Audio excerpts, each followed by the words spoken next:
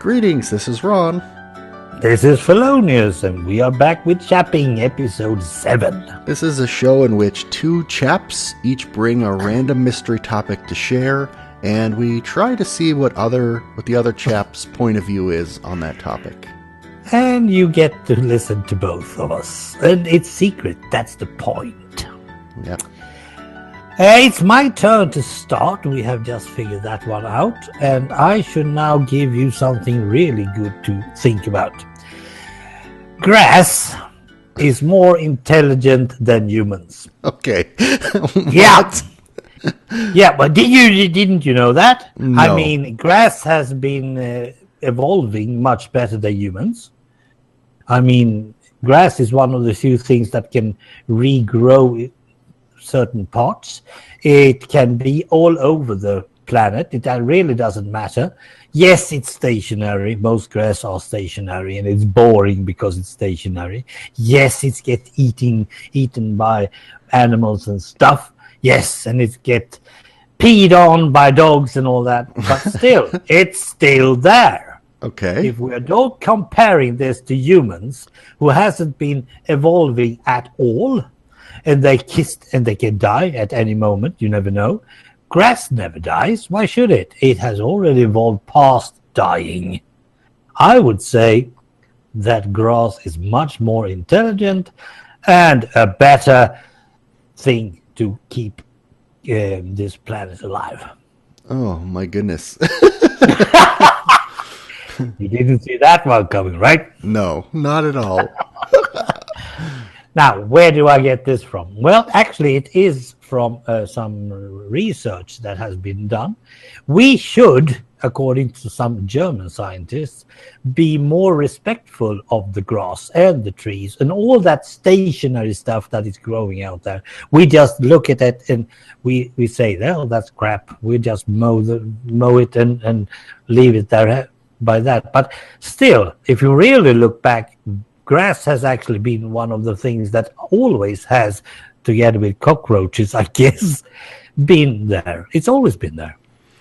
Yeah, it does. I know that there are many, many, many, many types of grass, and it has, I don't know if evolved is the right word, but definitely each climate has its own, whether it's thicker leaves, thinner leaves. Absolutely. The only thing we can't find grass in is, of course, in the deserts. But on the other hand, I've also read that deserts is actually being lesser and lesser. Yes, there are more hostile lands. They're called different types, but wastelands is the best word, I say. But still, grass can always grow there. Siberia, they're talking about the tundras of Siberia. Grass is still there. Has been there since the mammoths, but the humans aren't. The other thing too is, I think if humans disappeared, right? Trees and bushes and things that grow upward would cover the planet more. Grass only grows about a certain height, and then it kind of stops, right? Yeah. But we can also look at it in a cultural way. Let's see it from the human perspective. If we are going to put things in order in nature, we always put ourselves as the head of all nature, right? Humans are the one who is controlling everything. Oh, sure. Oh, sure. I heard you were a bit doubtful there, Mr. Ron. And then we say, oh, the animals, they are beautiful. They're leaping around. They are Bambi, and they all kinds of stuff, and they are dangerous, they are exciting, but they haven't evolved either. They are actually even worse than humans. Okay. Because they're not using their brains. Grass, on the other hand, doesn't need a brain. Or if it has a brain, we don't know. That's a whole different question about plants in and general. On top of that, we know that if we talk to plants and grass, it can grow. We know for a fact that if you sing to tomatoes, they grow better. So they are emotional. We can't go around and say that grass isn't emotional. It takes on. Actually. Wait a minute. I don't know about singing. I know if you breathe carbon dioxide onto plants, they will grow better. Yeah, but that's not all. They also need to have those waves of sound and wind and other stuff. They Really? can sense things. So grass isn't just something that grows on the ground and that's it. It's much more.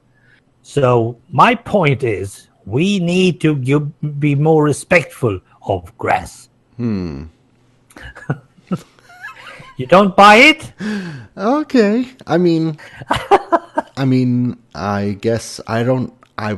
Other than like not littering, I guess I'm pretty respectful of grass. I suppose. Are you really? Are you really seeing the grass where you are? Or are you just walking about? If it's always more soft to go on grass, that's the only thing that I know myself that I was always thinking about. I want to take off my shoes and walk in the grass. That's good. That's a good feeling. And the grass doesn't mind.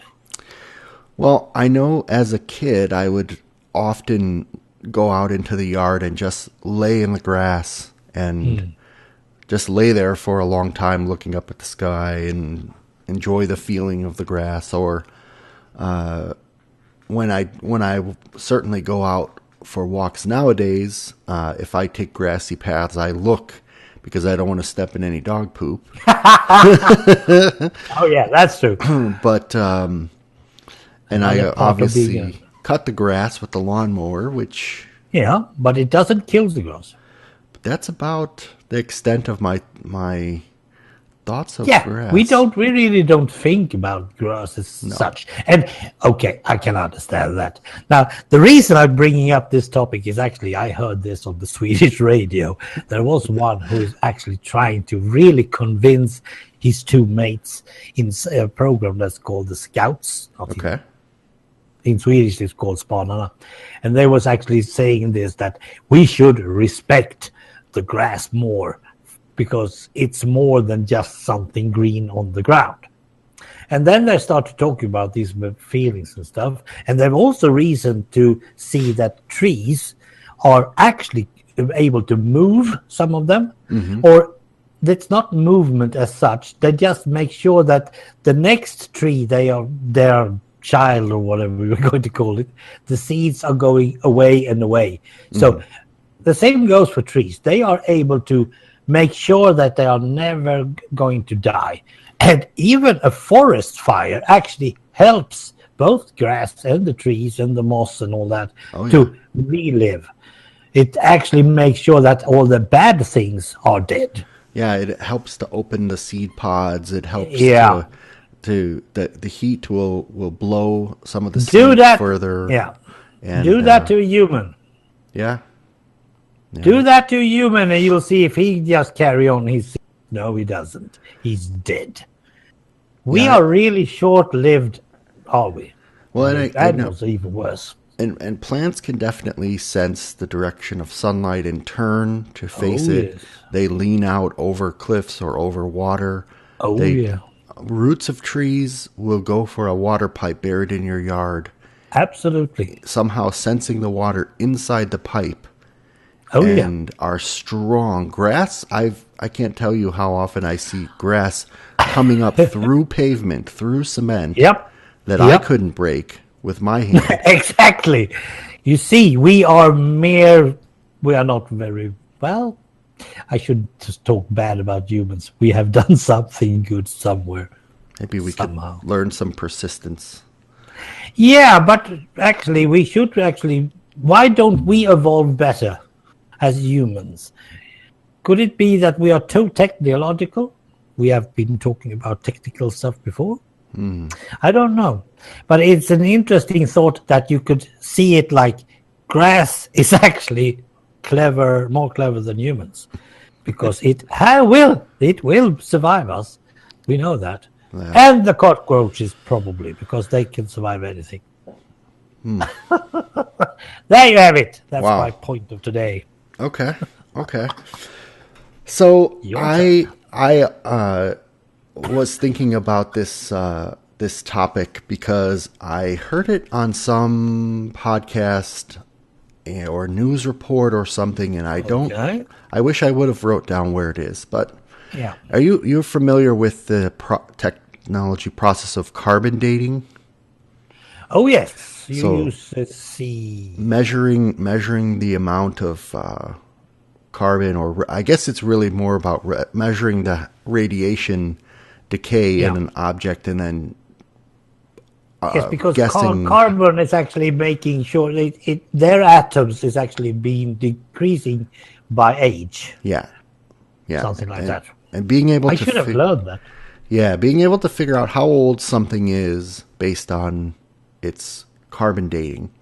Yeah. So I always thought this was cool. I always think about, if Yeah. I time travel, if I take something from the past and bring it to the future, is it going to be worth money because it's an antique and all this kind of stuff? Okay. Yeah. Yeah. But one thing I didn't know, and I'm gonna speak from a place where I don't have all of the details, so I may say Exactly. something wrong, but I was a little bit fascinated by the fact that you can only reliably carbon date stuff up until I think it was World War II, Yeah. after we started testing nuclear bombs. Yes. And for the most part, it's very difficult, if not impossible, to carbon date anything from that point in history to current, because we've Yeah. irradiated everything. Exactly. And Yeah, but that is true.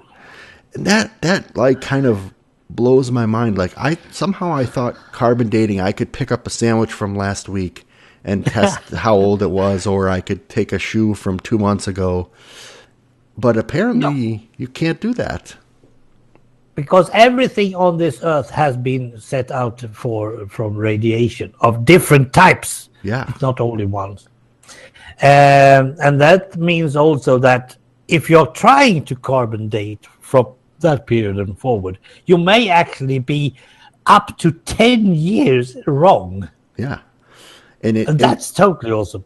And you could take something very old, and you can put it in situations where it gets irradiated, and then it's you can no longer accurately date exactly when it was. So these people that are like digging up fossils and finding old bits of pottery, it's actually more, the longer human history goes, it's actually harder to use that method to figure out when it came from.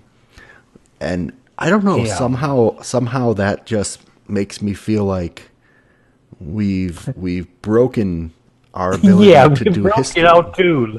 Yeah, but still, we always have the understanding of history, and we also have the understanding of, if you see some pottery that it looks like from the Egyptian era or something like that, it probably is. It's not something that was put down there in 1964. Yeah. Because that's how we are doing stuff.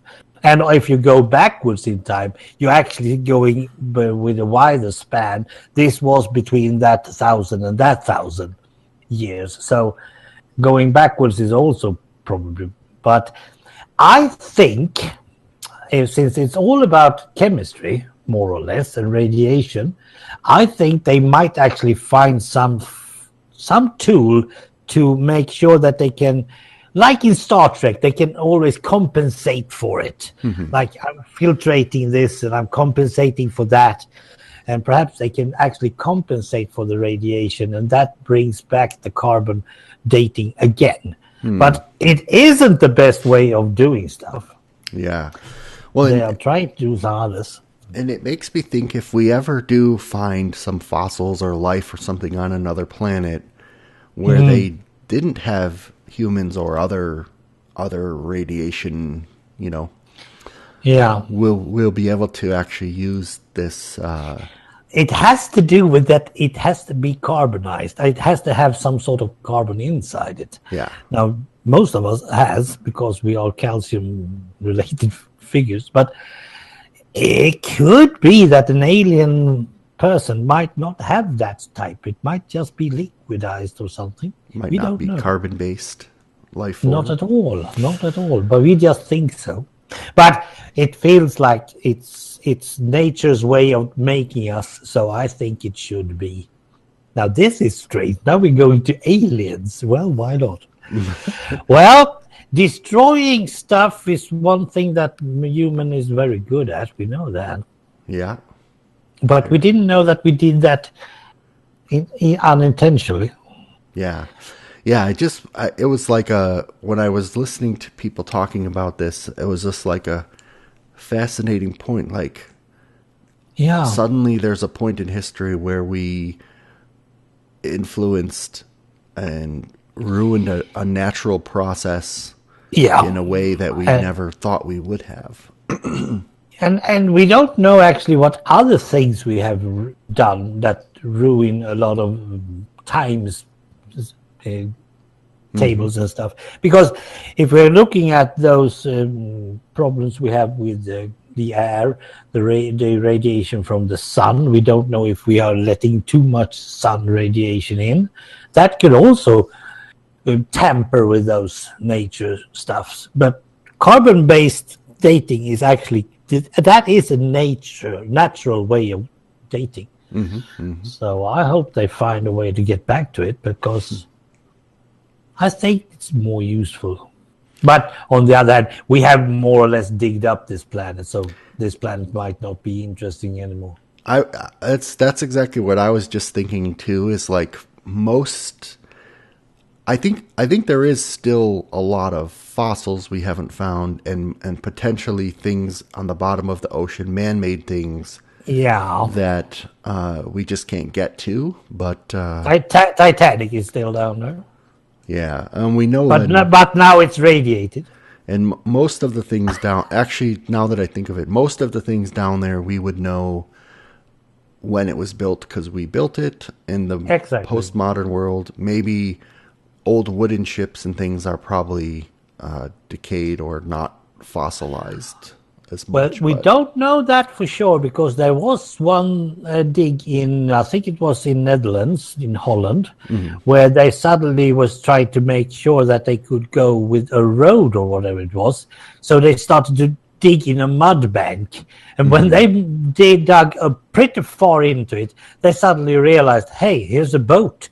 And the boat was actually preserved, and it was like 300 years old.